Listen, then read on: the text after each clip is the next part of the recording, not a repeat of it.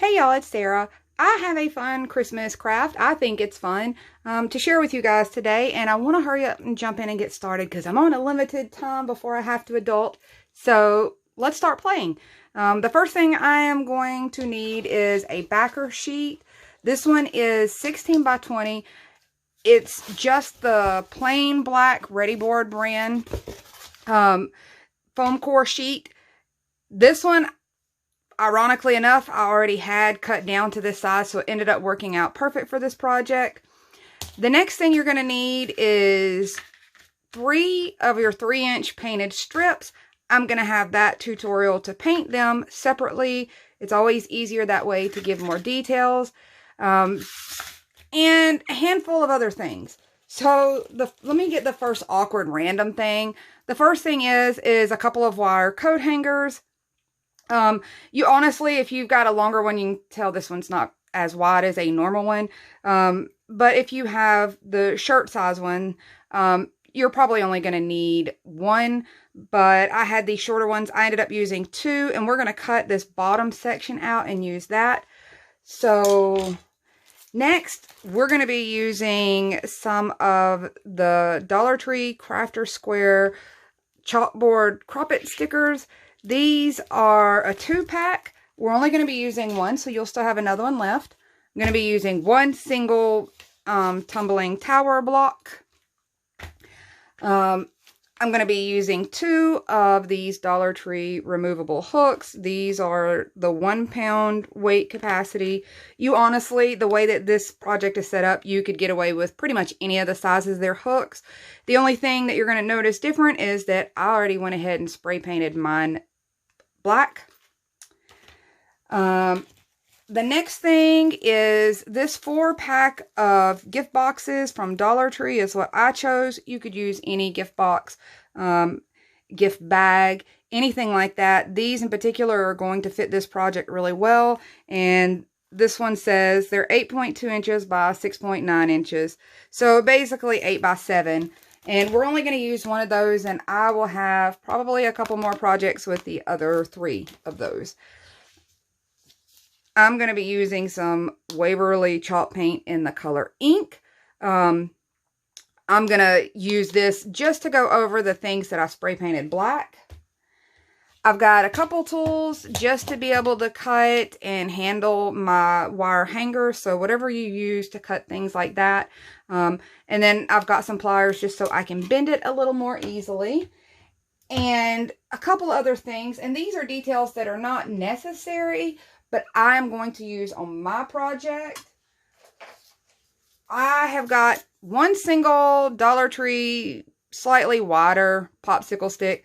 I've already painted mine out black. We're just going to use 1, and we're going to cut this down into 4 1¼ inch length strips. And the very last thing is I use some of the Dollar Tree adhesive pearls as part of my embellishment. You'll see where those come in. And one other thing that I'm going to be using that some of you guys may not be able to find, or you might have something similar. I just wanted to add a little detail. So I'm an old scrapbooker. I still have a lot of my Sizzix dies. This one happens to be book plates. So I took a little piece of chipboard and popped myself out a black book plate. You could probably find a printable version online to do this if you wanted to add this little detail. I know Amazon sells the actual metal ones. Hobby Lobby has the actual metal ones in their scrapbooking section. So however you might want to embellish yours, this is just where I'm going with this. Okay, I think that is everything. So we're going to go ahead and dive in and get started. One of the first things that I want to do really quickly so that they can be drying is I am bringing out all of my little pieces that I want to paint. So you can see here, this is the little sticky backs to my hooks. I went ahead and pulled this off because I'm going to hot glue mine down. You can see where I've cut my popsicle sticks. I went ahead and painted that first layer black just so it would make it easier for you guys to see how I use the pearls. on that surface. And all I did was take a pair of scissors, mark out at the 1 1/4 inch spot. You could use just your normal razor blade. However, I did find scissors to be pretty easy to do this. I cut it into 4 sections at the 1 1/4 inch so that you guys can see. I added my pearls. I ran out of one color, so I had to go with another color. And then I went ahead and stained my little one single sad Jenga block the same color as I was using for my wood pieces. I just wanted to jump ahead on some of these things and get myself a little further in. These are going to be drying while we're assembling everything else. So in order to do that, I wanted to show you really quick. I have like the little pieces of poster putty underneath all of these just to hold them still for me so that it's a little less messy when I paint them. I know these are already spray painted, but I will tell you that I like the texture of the chalk paint over my spray paint. Even though I am using a flatter finish spray paint, they still come out kind of shiny just because of that smooth plastic surface. So I like putting this chalk paint on there to dull that down, matte that down. It gives a little bit of texture on there like it is actual iron. And I'm just kind of tapping that paint on there. The one thing that I didn't show, there was like a little plastic nub at the end of the bottom of these, just where it was manufactured. I took just a little sanding block and kind of rubbed that across there to get that nub across. And I sanded the edges of these little pieces also just a hair to make sure that there wasn't any little breaks or where it cracked there on my ends. I wanted to smooth that out. Well, I did not have that one stuck very good. This is why I wanted to stick them down. It does help hold them in place, although that one did not stick super well. So I'm just going to go in and paint all of these up and allow those to dry. And I'm not using a smooth kind of pattern to put that on there. I still want it to have a similar iron looking texture to these plastic pieces. Okay, so the next prep step I want to show you is what we're going to be doing with this hanger. So in order to save me from embarrassing myself trying to cut these in front of you guys, I did go ahead and cut one side. I'm going to cut this at the full length. I left myself a lot of room to be able to attach these to my finished piece. And there we go. So the next thing I did was try to take this and begin to fold this straight piece in half. Now, I could not get a good kind of crease in that. So that's where my pliers came into play. I want to come to this top rounded part. And I really want to bring it up to a point. So I am literally trying to squeeze this thing in half because we want a triangle. So once I do that, I'm going to spread it back out just like that. So I have a nice triangle piece. The next step I did that I'm not going to show you because they're drying at the moment is I went ahead and spray painted both of these. I did it twice so I could have 2 hangers. So mine are now drying. All of my pieces that need to dry during this are set to the side. That's why I'm showing in this order. That way you can have those drying, and once you have done your assembly, you can pop it all in place. My next step in prepping for this is I'm going to take all 3 of my strips and measure out this 20-inch length this direction. So these are going to go up and down. Actually, I'm sorry. 2 of those are going to be cut down that way. And 1 is going to have 10 inches cut off. So really what you're doing is cutting 10 inches off every single one of these pieces. And I'm going to show you what I mean. So all 3 of your strips. And just to make it easier to hold it down, I'm actually cutting it at 20 since this is a 30-inch strip. My strips are usually done at 3-inch widths. For this project, everything that I'm showing you is measured out at a 3-inch width. If that helps you guys understand your measurements here. So I'm just doing it at the 20-inch. That way, to be honest, it holds more of this piece down under my board or under my ruler so that it doesn't slip and slide on me. So you're going to do this all 3 times, all 3 strips. Now, on that, once you get that done, and I'm going to jump ahead. So there's all 3 of mine. And we're going to need the 10-inch strips to go across our width. So we're going to keep all 3 of these 10-inch just like they are. We're going to keep 2 of these just like they are.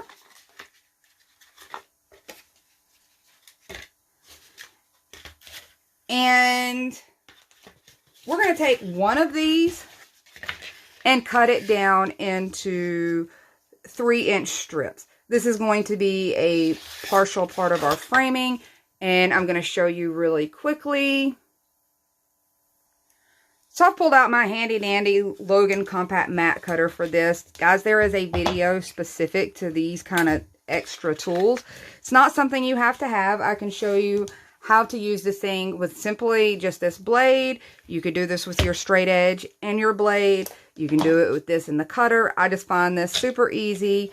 I have measured this out to 1 inch, got it locked in place.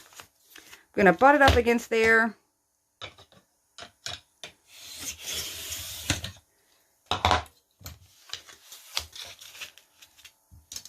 That was just using the handheld. I can go in and use my razor blade the same exact way. And there we go. I've got some framing strips now. All of your framing strips, you're going to want to paint the edges so that there's no white showing through. It's much easier to do it now than it is once it's assembled, at least for the inner portions. The outer portions we can always do later. Okay, all the prep work's done. We can dive into the assembly of this thing. Actually, no, there's one more prep work that we need to do. So I want to go ahead and cut my box image out. I pulled one out of here that I want to use. This cute little plaid one that says Merry and Bright. I'm just going to go in and cut it the same way I would pretty much anything else. The one thing I'm going to do, though, is to make this a little easier, I'm going to disassemble this.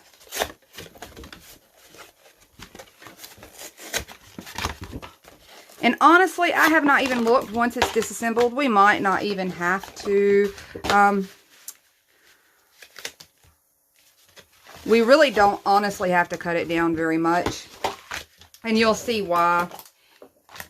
I'm going to cut some of this bottom section off here.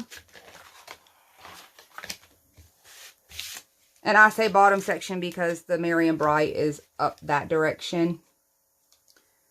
So I think I'm just going to go ahead and cut these little weird flaps off right there. And I don't even think I'm going to cut this whole thing off. I'm going to go down probably an inch after that fold. If you look, it doesn't even have to be that far. It looks like these flaps are a 3-inch span. So honestly, that works out really perfect. And let me put this out of the way. I'm sure something could be made from that. It's a really cute pattern. That would make for a cute bookmark. So we're going to come back over here to our piece. And I'm just going to use regular Dollar Tree hot glue sticks for this. If this was regular paper, I'd want to use... oops, I missed those. I would want to use a glue stick because regular paper can warp, it can buckle, and you can't use hot glue on it very well because a lot of times you see the bubbling of the hot glue underneath it. But this is a pretty good cardboard, so I think we're fine. So I'm going to come in on the back of this.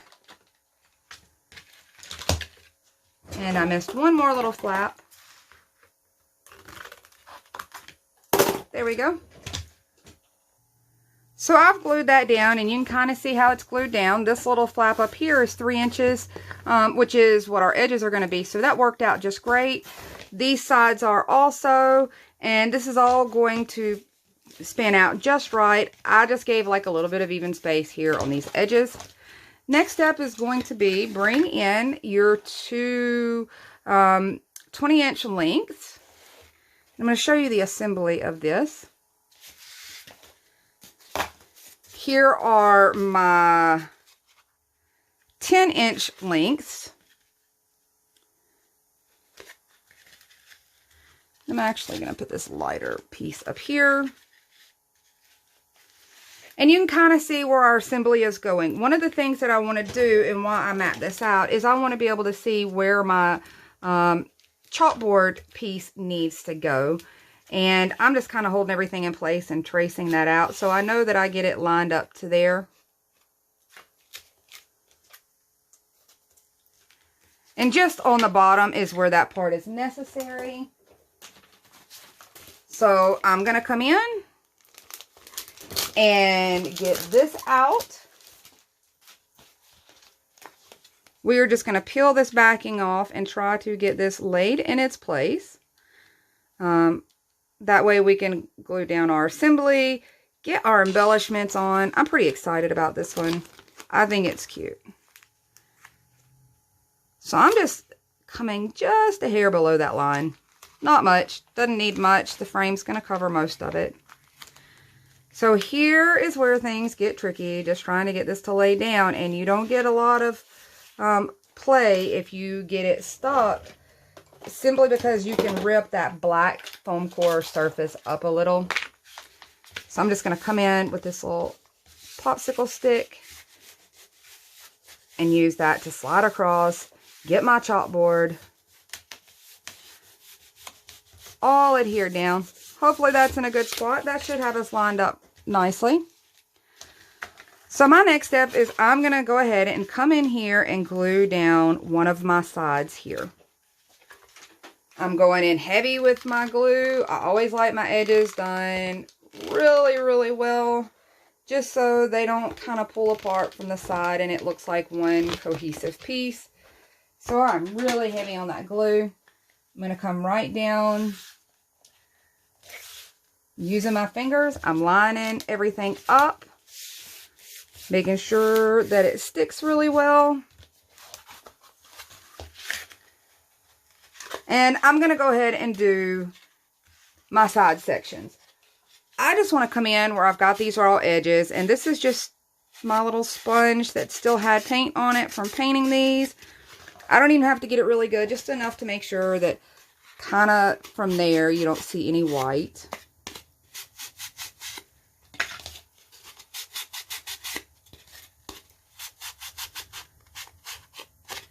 There we go.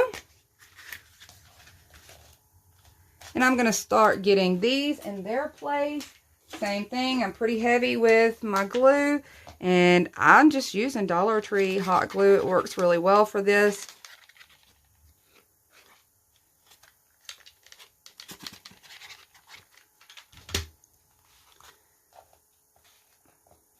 So I'm putting one here at the top. The next one is going to fall however you want it to fall. Along your chalkboard, I'm hitting right at this very edge so that my bottom is going to be about as even as my little sign up here. That's a visual pleasure thing. If you want a little bit bigger at the bottom, we're going to be using this as a chalkboard. I thought this was a cute way to be able to do your Christmas countdown.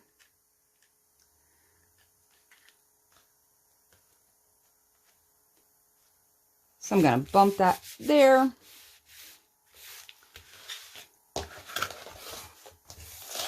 And right now we've pretty much got a giant letter E.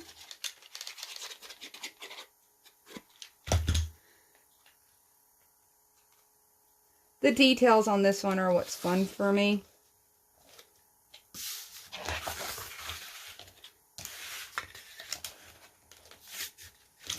And now we're basically going into a number 8.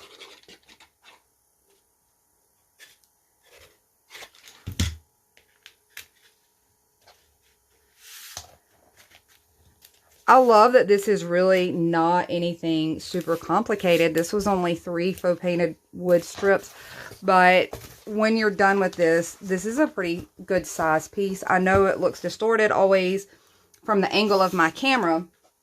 By the way, these make really great things to paint on, because that surface, if you're painting like the little small wooden pieces and things, sometimes when you paint, it'll stick to a paper surface and you peel it off and there's paper stuck to it. This will keep from doing that. I never throw those away.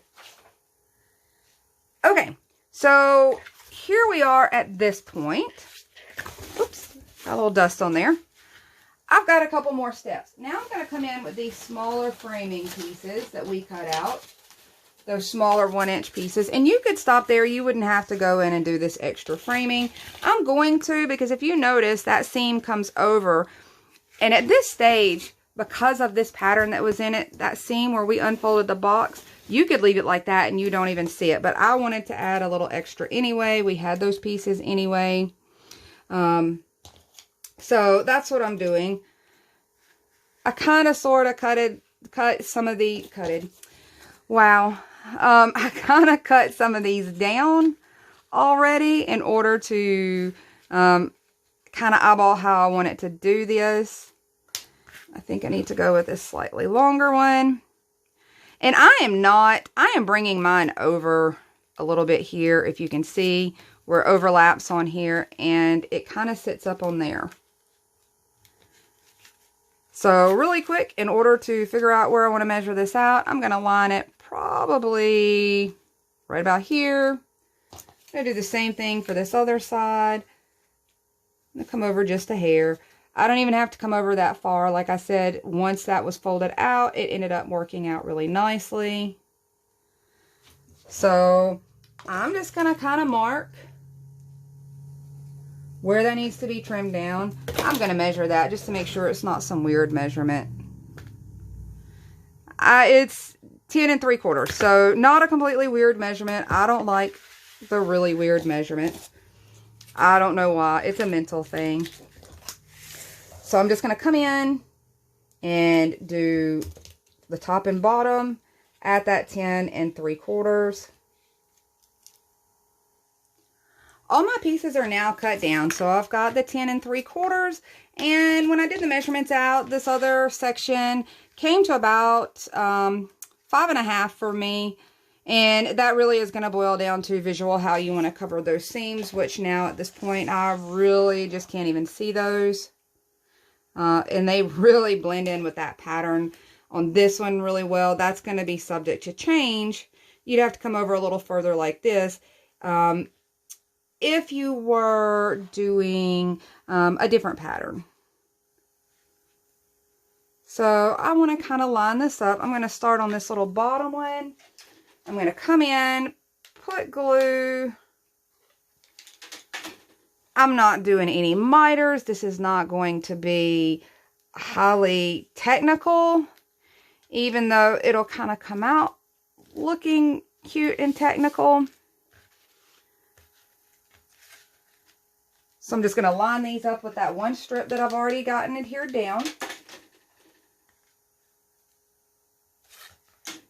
And then it helps me line up my other one.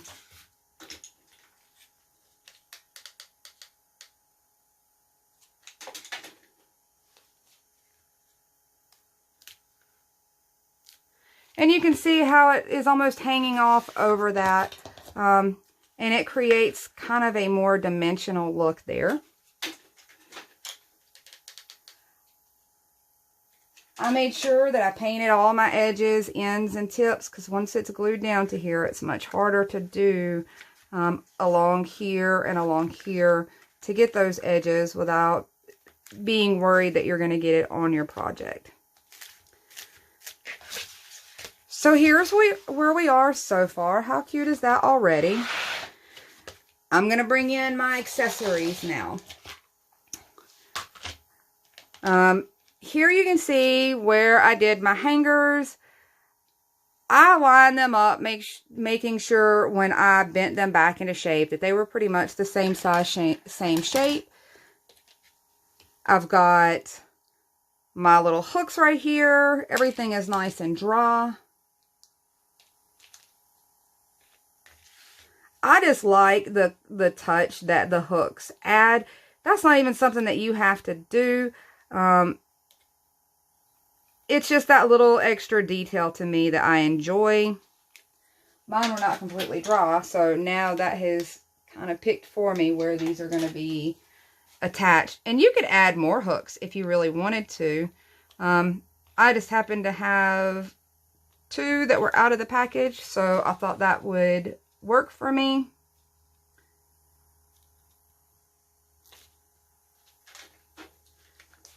And I'm just using a whole lot of glue. Now you can hang some things from this. Nothing heavy. If you just wanted to put like a little lightweight stocking hanging from it, or maybe a little small lightweight wreath hanging from it, I think that would be pretty cute. And so far, the ones that I've done that with have held up pretty nicely. I've not put anything super heavy on mine though. Here's where I am at this moment. My next addition for me is going to be to add my little doodad here, my little book frame label thing that I've got here. And for this, I'm just going to use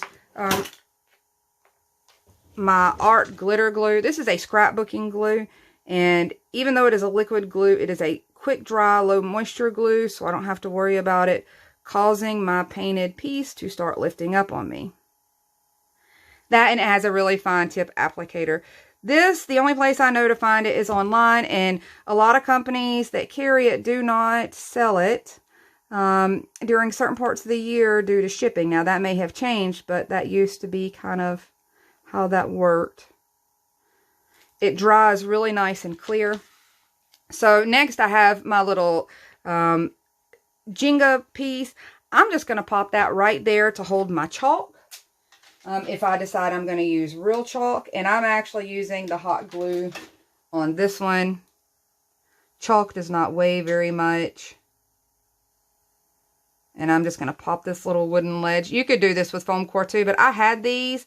It was already a good size. I thought it was a cute little touch. It is real wood. You can see how well the real wood looks next to the fake wood. Last couple of things, I've got these little guys, and this is a personal choice too. Now they're all dry. You can see it kind of looks like metal hardware. And I'm going to come in where these little connection points are and add this extra little rustic detail using my hot glue and popping those in place. You could go long ways, you can go sideways. I think I'm just going to go ahead and go sideways. It gives it a little extra stability right there in those jointed places also. Not that we needed that much. This backer is doing a good job of that, but I like the detail that it adds. I'm going to pop all 4 of these in their place. So all my little guys are glued down in place, and the last step that I have done that I didn't show because I wanted to give it a chance to dry is I went ahead and painted out the whites of my edges so that those were all nice and finished. And the last thing I'm going to do, and I kind of made a mess on my backside a little bit. The last thing I'm going to do is come in with my little wire triangles, and I'm going to attach these as a hanger. And I wanted to make 2 because I thought maybe I wanted to hang it with 2. You could very easily just hang it with the 1 like this, but I kind of thought I wanted one here and here. So that's how I'm going to do mine. It's not necessary to go that particular route. You can determine how high you want it. If you do one in the center, you could come down really long and large. But I'm just kind of eyeballing it to look right above that one little area of where those join. And I'm going to come in with a whole lot of hot glue and coat over that. And almost seal this thing down to this foam core surface. And I've got glue going down on both sides. I'm going to bring my little fan right here to help speed up that drying. And I'm going to do the same thing over here. I'm going to kind of eyeball and make sure that my height is pretty much the same. If not, you're going to get it hung crooked. So I am at 2 1/4 here. So I want to do the same thing over here. And I've got that spot on. And for me, I usually hang all my stuff with command strips anyway, so I likely will not hang off of this. You could, though. This will be secure enough, and this is lightweight enough that you could hang it off of these pieces. But I always just use the command strips on the back side of my stuff. I just wanted this part simply for looks, to add a little more of a metal element, that kind of thing. That little rustic element there. So I'm going to make sure that's pushed in place.